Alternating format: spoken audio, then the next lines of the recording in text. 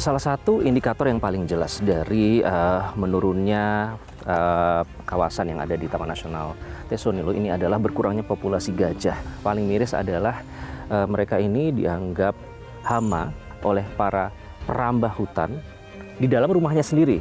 Itu yang membuat kita paling prihatin dengan fakta yang ada di lapangan saat ini. Apakah ada perubahan jumlah, Pak, dari gajah-gajah yang ada di sini beberapa tahun sebelumnya sampai sekarang? Terdata itu di tahun 2012 itu di Tesonilo itu kurang lebih sekitar 23 ekor gitu. Kenapa mereka dianggap hama? Karena sawit ini kan memang gajah kan sangat suka. Dia sudah tanam, tentu gajah akan makan itu, makan sawit itu. Dan tentu bagi dia hama. Hutan alam yang selama ini menjadi rumah gajah dibabat.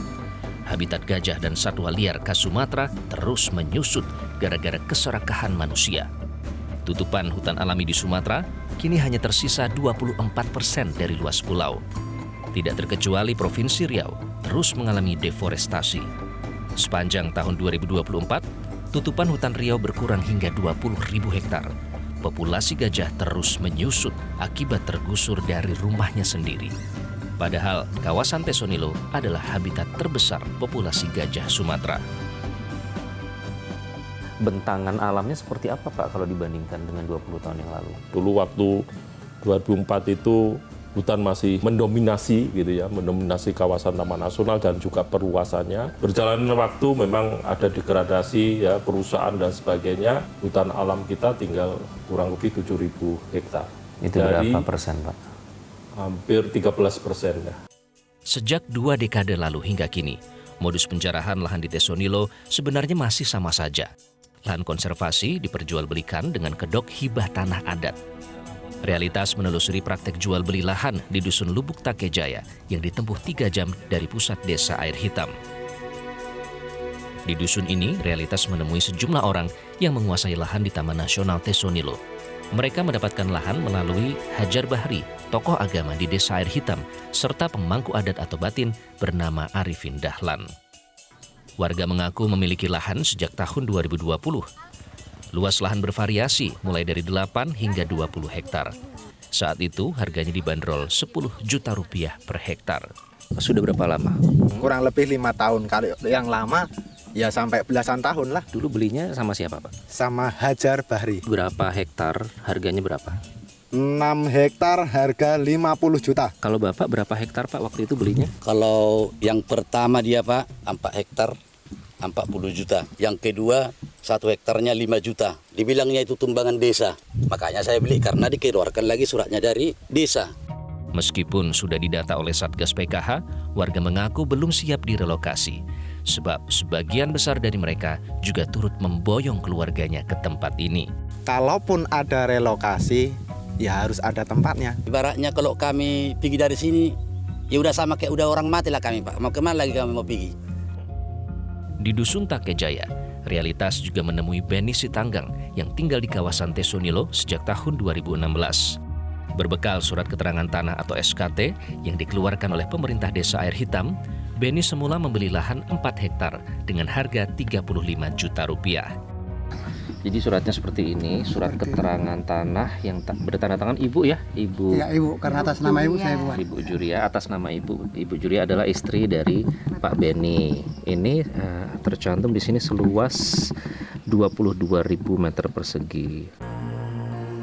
Realitas mencoba menemui Arifin Dahlan, batin di desa Air Hitam, yang disebut-sebut memperjualbelikan lahan perkebunan kelapa sawit di Dusun Takejaya.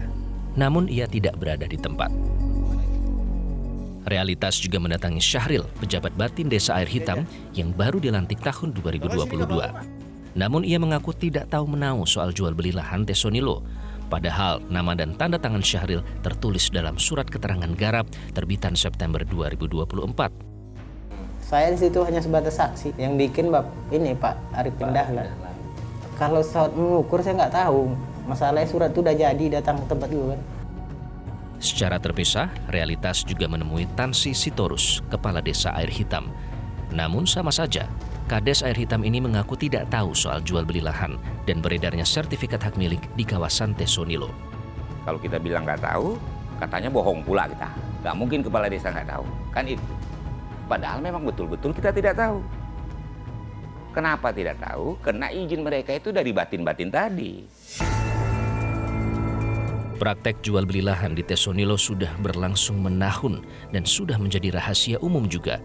Para penguasa lahan alias perambah di kawasan ini didominasi oleh masyarakat pendatang. Data dan nama-nama masyarakat yang menguasai lahan di Tesonilo sebenarnya sudah ada sejak lama. Tahun 2016 silam, pemerintah membentuk tim revitalisasi ekosistem Tesonilo. Dan hasilnya saat itu, tim revitalisasi sudah mengidentifikasi para pelakunya. Perambah dibedakan dalam 3 klaster, yaitu individu, kelompok tani, dan cukong. Di tahun 2016, tim revitalisasi mengidentifikasi ada 250 cukong yang memiliki lahan di kawasan Tesonilo. Kategori cukong di sini adalah perambah yang memiliki lahan lebih dari 25 hektar. Bahkan sosok Jasman, batin Muncak Rantau, yang ditangkap oleh Polda Riau pada Juni lalu juga sudah masuk daftar identifikasi tim RETN. Dalam data disebutkan, setidaknya ada 6 nama yang teridentifikasi sebagai pelaku yang mengorganisasi dan memperjualbelikan lahan Tesonilo di Dusun Toro, Desa Lubuk Kembang Bunga. Gara-gara keserakahan manusia, luas Taman Nasional Tesonilo terus menyusut. Para pelaku rakus memanen pundi-pundi fulus. Lahan konservasi tak henti digerogoti hingga kritis. Kita ini menyampaikan kepada warga bahwa pemerintah akan menghijaukan kembali yang mana kepada fungsinya yang sebelumnya.